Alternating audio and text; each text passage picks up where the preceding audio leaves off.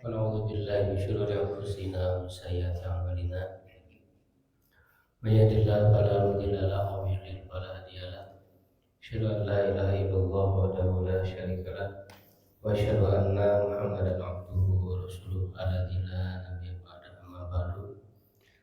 Alhamdulillah, dengan izin Allah kita bisa kembali berjumpa dalam kajian rutin akidah, yaitu salah satu usul. Sebelumnya mohon maaf yang nggak biasanya tidak pakai peci karena lupa ke bawah.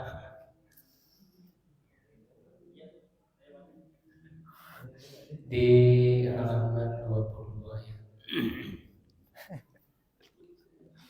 Itu kedua iya lah. Masih membahas tentang kewajiban yang ketiga ya. Itu pertama itu ilmu, amal, dakwah ya. Sekarang masih melanjutkan tentang dakwah, yaitu di setelah ayat ini ya, kalau tidak salah yang terakhir minal musyrikin ya terakhir. Yang ini udah belum, yang wal basirati wal basiratu udah belum. Oh yang ini ya, sekarang ini ya. Baik. Ini semua. Yang itu yang merahnya.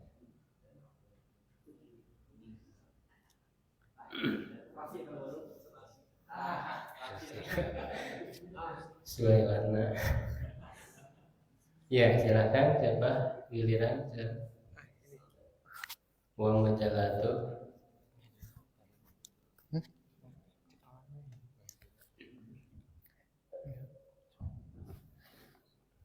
Bismillahirrahmanirrahim. Wa majalatu da'watu kasyiratu Dakwah. Kenapa dibaca dakwah tuh? da'wati Kenapa alasannya? Mulak ilaih. Murobileh ya, bagus. Murobileh dia kasroh ya, majelis dakwati ya. Da'wati kasyiratun minha. Kasyiratin minha. Oh, betul, udah kasih ratun betul udah. Karena jadi obat kan. Majalatunya mubtada ya, kasih ratun obat. Ya. Minha Ada waktu ilallahi ta'ala bil hitabati wa ilqa'i muhadarati wa minha da'watu ilallahi ta'ala bil maqalati wa minha da'watu ilallahi ta'ala ilallah bil bihalaqati al ilmi wa minha da'watu ilallahi bi ta'lifi wa nasyara ad-din. nasyara jadi apa? Fi'il atau isim? Wa nasyaru Dia kan ataunya ke ta'lifi ya. Ta'lifi kan isim. Nah, jadi dia ketika dia ataukan harus isim lagi. Nggak bisa jadi fi'il nasyara gitu, nggak bisa. Berarti apa? wa nasri Masdarnya ya, jadi masdarnya nasri. Ya, nasri wa nasri. wa nasri ad-dinu Ini udah pilih. wa nasri ad-dini an-tariqi at-ta'lifi. Oh masih panjang ini ya, udah dulu ya.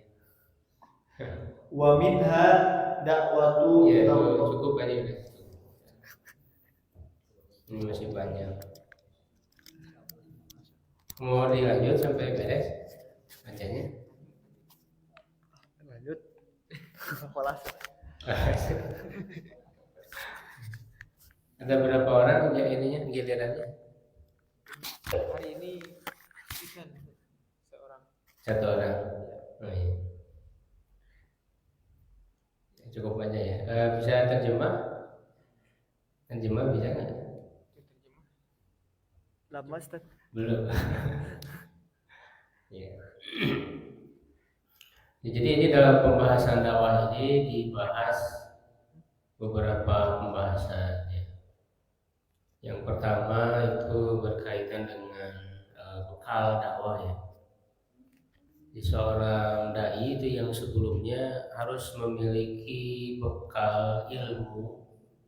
Ada 3 hal ya kemarin itu. Ya, ilmu terhadap hukum syariat, ya aliman bil hukmi syar'i. Yang kedua, wa fi kaifiyati dakwah, tata cara dakwah. Jadi harus punya ilmu bagaimana cara berdakwah. Ya, cara berdakwah itu di Quran disebut ya. Sebelumnya itu dengan ada 3 cara ya. Pertama apa? Wudu ila sabili rabbika bil hikmah. Yang pertama hikmah, kebijaksanaan. Yang kedua wal mau'izatil hasanah. Ya, pengajaran yang baik. Yang ketiga wajadilhum billati ya ahsan. Yang ketiga wa fi halil mad'u, punya ilmu pengetahuan terhadap kondisi mad'u, objek dakwah yang didakwah ini kita harus tahu ya bagaimana daya tangkapnya atau latar belakangnya, ya kesibukannya dan sebagainya, sehingga ajaran Islam yang disampaikan itu sesuai gitu ya, bisa diterima. Nah berikutnya wa majalatu dakwati katsiratun. Nah ini berbicara tentang medan dakwah ya, ataupun bidang dakwah. Majalah itu bidang ya, bidang atau juga bisa diartikan aspek ya. Aspek-aspek atau bidang-bidang dakwah itu banyak ya, maksudnya bentuknya ya, bentuk dakwah itu banyak. Tidak harus ceramah ya di atas mimbar sebetulnya. Dakwah itu apalagi di zaman sekarang yang dengan kemajuan teknologi ya, komunikasi itu bisa dengan berbagai media. Minha diantaranya dakwatu ilallah ta'ala bil hitobati, dakwah kepada Allah ya dengan hitobah. Hitobah ini ceramah, pidato ya dalam berbagai momen ya, baik itu yang merupakan ritual ya seperti khutbah Jumat, khutbah Id ya, ataupun pidato-pidato yang bukan ritual umum ya, dalam semua momen-momen ya, ceramah umum. Hitobah wa ilqai ya, ini atapnya ke hitobati, jadi mengikuti dan memberikan muhadarah. Kalau muhadarah itu artinya kajian ya, dia bisa kajian, bisa seminar misalnya. Itu muhadarah. Jadi bukan pidato ya, bukan pidato secara umum, tapi lebih ke kajian ya, kajian muhadarah, jadi disebutnya muhadarah. Wa minha da'watu ilallahi bil maqalati.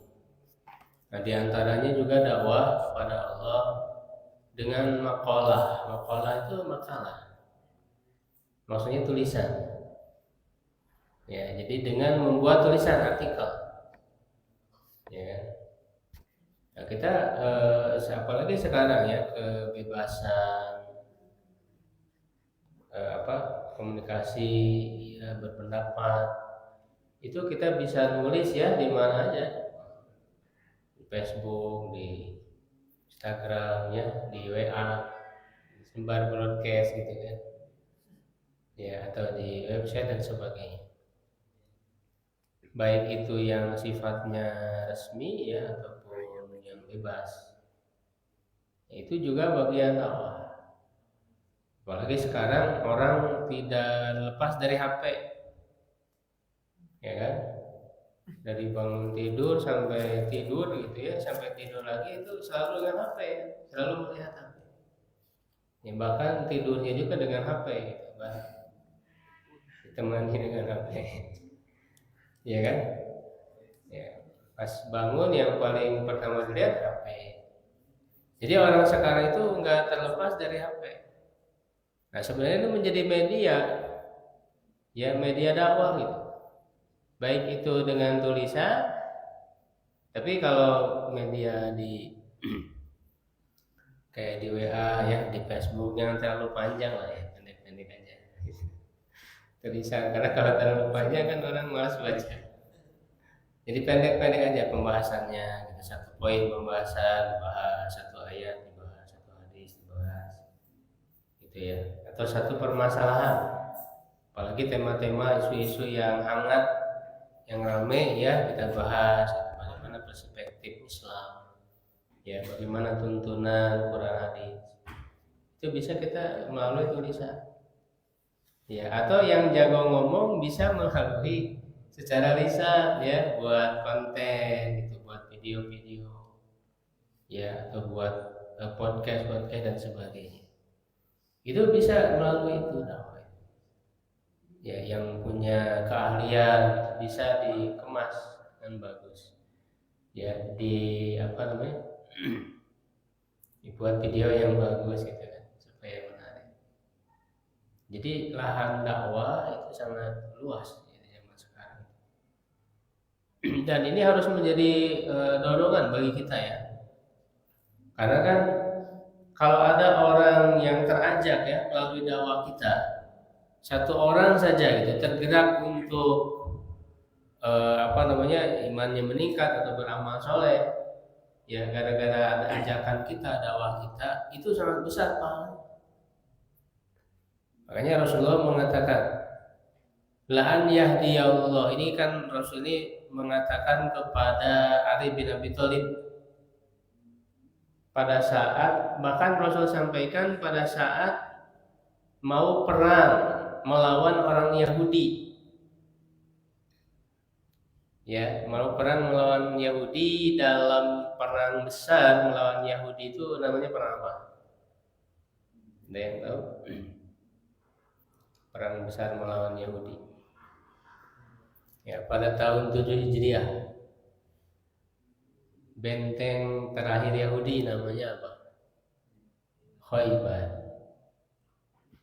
Makanya kan ada ini ya, ada lagunya Khaybar ya Yahud, Jaisu Muhammad saufa ya'ud. Khaybar wahai Yahudi, pasukan Muhammad akan kembali. Ya, jadi Ali bin Abi Thalib itu kan ditunjuk menjadi pemimpinnya. Ya, karena kata Rasulullah, saya akan memberikan bendera ini kepada orang yang mencintai Allah dan dicintai Allah. Awalnya Rasul buat penasaran dulu para sahabat. Kira-kira ini siapa nih orang yang akan diberikan bendera ini? Ya, makanya banyak sahabat yang pada mendekat gitu.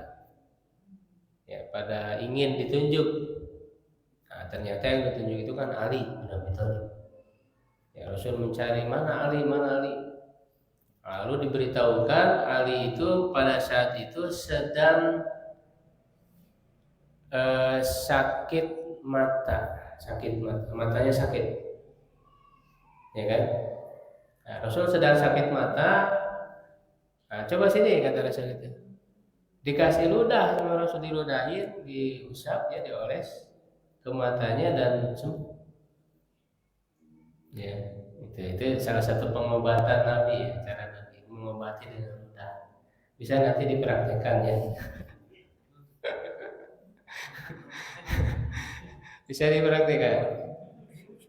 Nah, lalu Rasul memberikan bendera itu agar engkau jadi pemimpin dalam perang ini melawan orang Yahudi ini.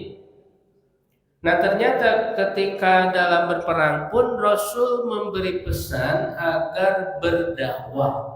Bayangkan, ini dalam kondisi perang. Tetap Rasul mendorong untuk berdakwah, mengajak itu. Barangkali dari orang Yahudi, dari musuh itu ada yang mau masuk Islam, ada yang mau menerima dakwah. Dalam kondisi perang saja dakwah terus dilakukan, apalagi dalam kondisi tidak perang, dalam kondisi aman. Apa sabda Rasul kepada beliau dalam mendorong untuk dakwah? La an yahdiyallahu bika rajulan wahidan ya khairun laka min humrin na'am. Itu sabda Nabi itu diucapkan ke Ali pada saat mau perang Khaibar. Ya la yahdiyallahu bika, Allah memberikan hidayah melalui perantaraanmu kepada satu orang.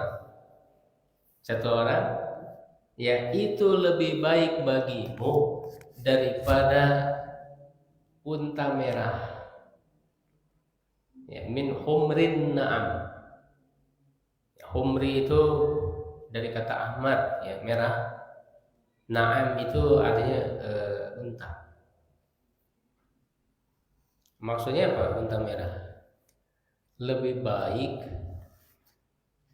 ya dari harta yang paling mahal. Karena harta paling mahal pada saat di zaman itu unta merah. Unta merah itu paling mahal. Ya kalau sekarang misalnya kalau kendaraan apa yang paling mahal? Ya saya nggak tahu ya. Ya jadi ya maksudnya kita bisa mengajak orang dengan berdakwah itu hanya satu orang saja itu lebih baik Pak daripada kita mendapatkan harta yang paling mahal di zaman sekarang. Bayangkan itu satu orang apalagi lebih dari itu. Makanya ini dorongan untuk berdakwah. Ya, dorongan untuk berdakwah. Kita bisa ya melalui tulisan, melalui lisan. Apapun yang kita bisa mengajak orang kepada kebaikan, mengajak orang ya menjelaskan ya tentang Islam, tentang pemahaman ajaran Islam. Ketika orang kemudian paham, dapat ilmu ya melalui yang kita sampaikan itu, lalu dia mengamalkan ilmu itu, kita akan dapat pahala. Ya, makanya kata Rasulullah SAW, mandala ala khairin falahu mislu ajri fa'ilihi. Ya, siapa yang menunjukkan kepada kebaikan, dia akan mendapatkan pahala seperti yang mengerjakannya. Atau dalam hadis lain, mandala ala huda ya falahu mislu ajri man amila biha ya. Siapa yang mengajak kepada petunjuk, dia akan mendapatkan pahala seperti orang yang mengamalkannya dan tidak mengurangi pahala ya orang yang mengerjakan. Jadi pahalanya bukan dibagi-bagi, Pak. Ya, beda kalau bisnis. Ya, kalau apalagi bisnis-bisnis yang MLM ya, yang ngajak orang gabung gitu kan. Itu nanti kan ada komisi gitu, dipotong ya bonus ataupun poin ya yang didapatkan itu dipotong. Nanti yang paling tinggi itu yang paling banyak ya, yang paling besar dapatnya itu ya kan. Makanya kebanyakan MLM itu berlawanan dengan syariat ya, karena merugikan yang di bawah ya. Itu tidak sesuai usaha, karena yang udah posisinya di atas tuh dia nyantai-nyantai ya, sedangkan yang di bawah kerja keras ya, tapi diberi kepada yang di atas dia gitu, memberikan masukan. Jadi kalau dalam hal bisnis itu ngajak, tapi poin yang didapatkan, keuntungan yang didapatkannya itu dibagi-bagi gitu, berkurang ya. Tetapi kalau dakwah kata Rasulullah tidak, semua akan dapat bagiannya. Yang mengamalkan dia dapat pahalanya, yang mengajak pun dapat pahala masing-masing. Ya, tidak harus mengurangi pahala orang yang mengerjakan. Enggak dibagi-bagi gitu. Ya, enggak di persen-persen, enggak. Semuanya 1%. Yang mengerjakannya, yang mengajaknya. Ya, itu satu orang aja luar biasa pahalanya, apalagi banyak orang yang kita ajak. Itu kalau yang kita ajak adalah kebaikan, petunjuk. Ya, sebaliknya kalau yang kita ajak itu keburukan, ya kata Rasulullah sama, ya dia akan mendapat dosa. Fa'alaihi wizru man amila bih. Dan tanpa mengurangi dosa orang yang mengerjakan, sama-sama akan mendapatkan dosa. Ya, makanya kalau yang diajaknya banyak, berarti semakin banyak itu dosanya. Maka hati-hati dalam bermedsos, ya dalam kita menyampaikan ya hal-hal di publik gitu ya.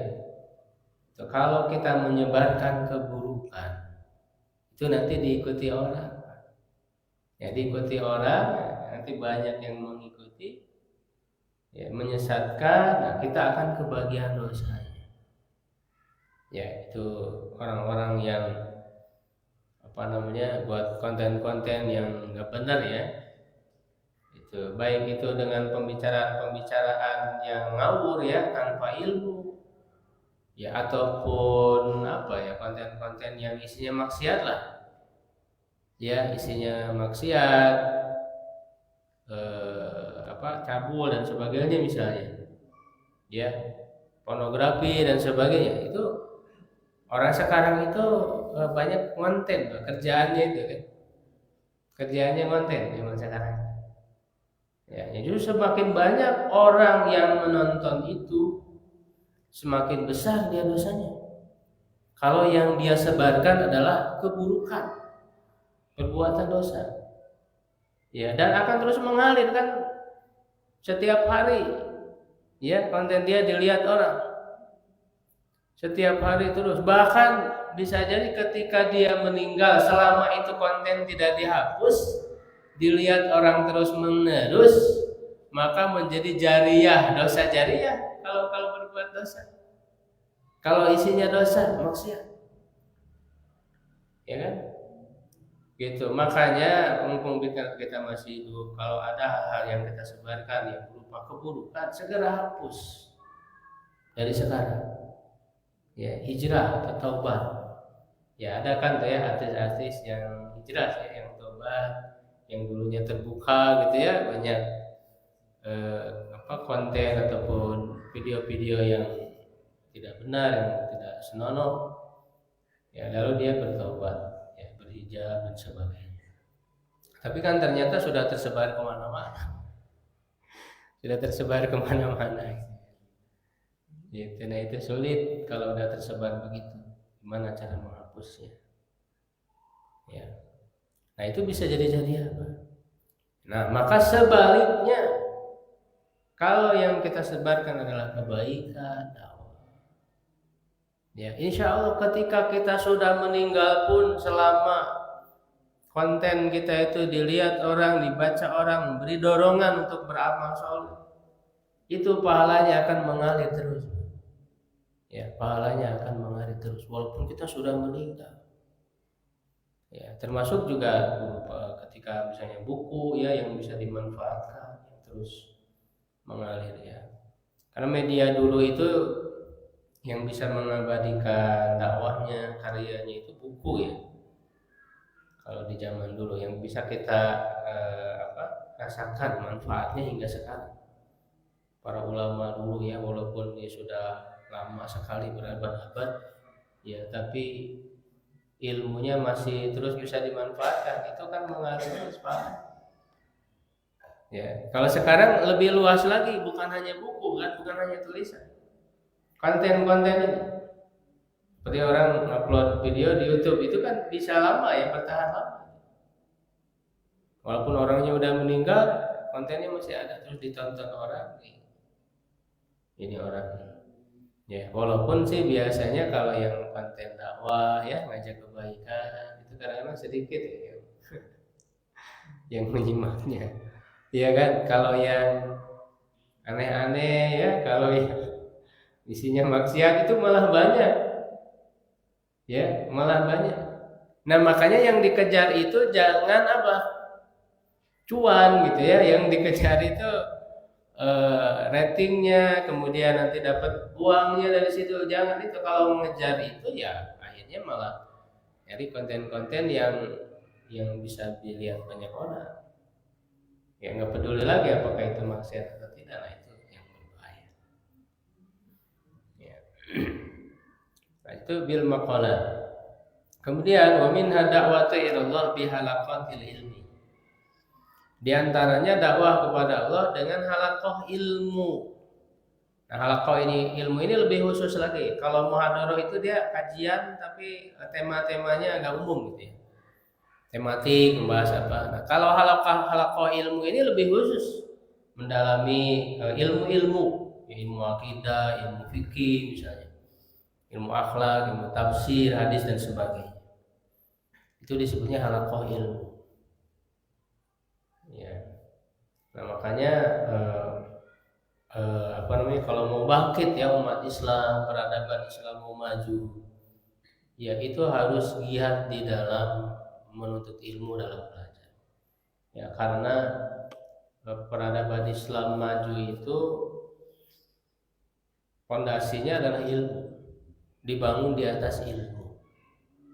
Makanya ayat yang pertama kali turun adalah perintah untuk membaca, ikra, ilmu. Kalau orang umat itu sudah senang ilmu, itu ciri umat itu akan maju.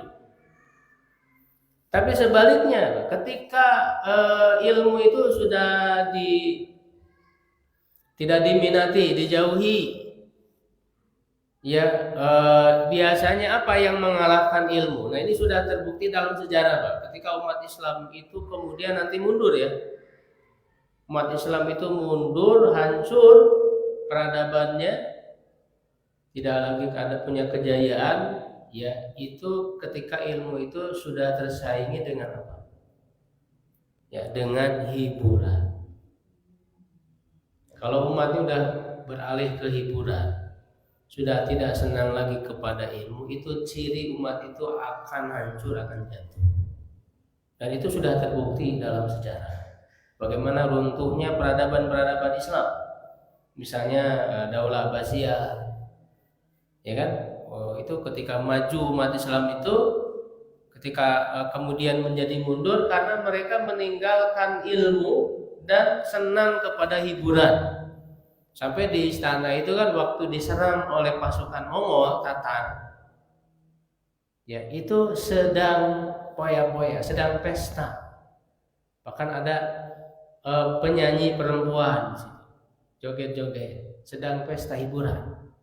Ya, ketika datang pasukan akan menyerang itu, bukannya mempersiapkan diri untuk melawan, untuk berjihad di jalan Allah. Ya, tapi kata khalifahnya, tutup jendela-jendela, pintu-pintunya. Ya, jadi disangkanya dengan hanya ditutup saja mereka bisa akan selamat, terhindar dari serangan musuh. Ternyata kan tidak. Ya, mereka kemudian hancur, banyak ribuan orang yang dibunuh.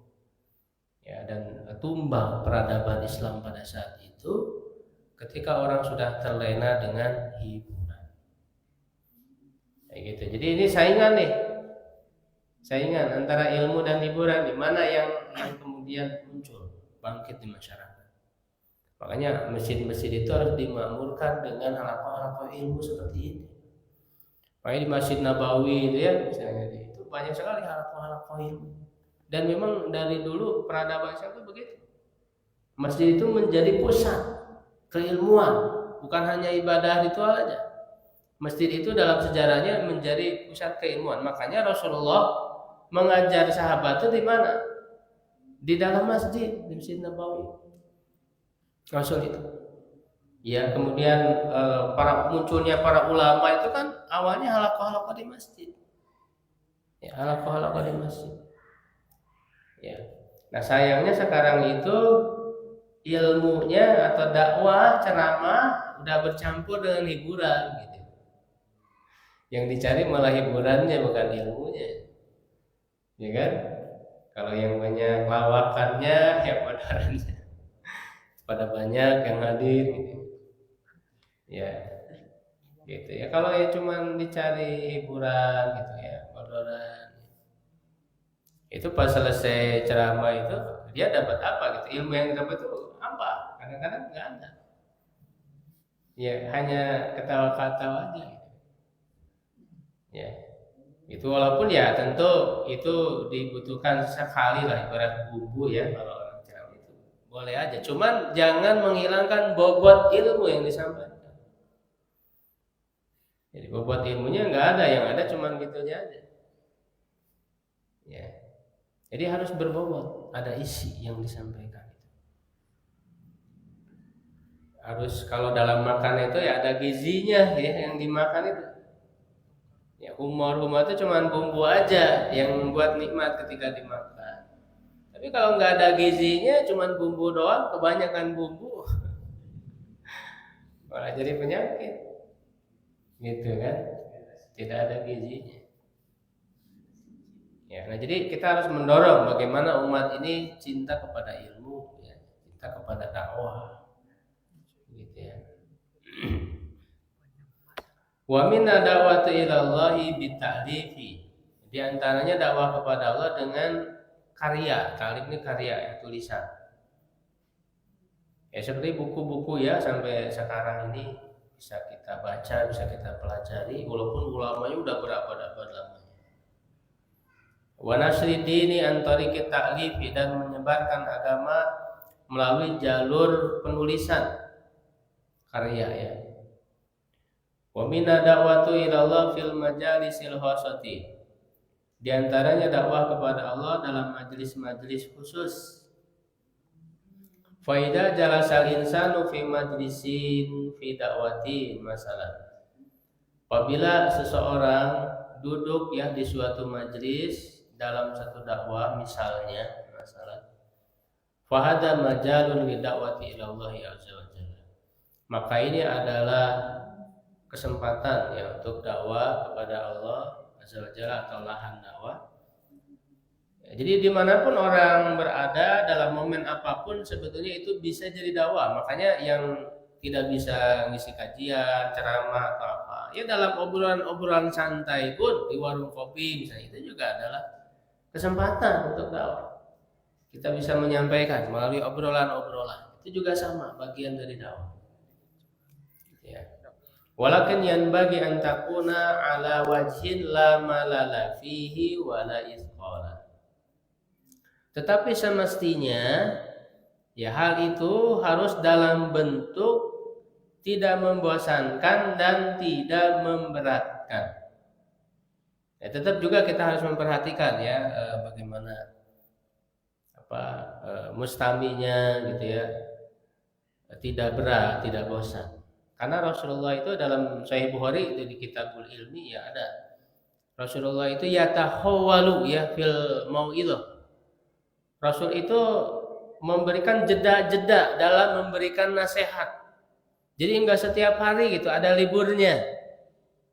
Ya, ketika ditanya ya Rasul, kenapa engkau tidak memberikan nasihat itu setiap hari saja?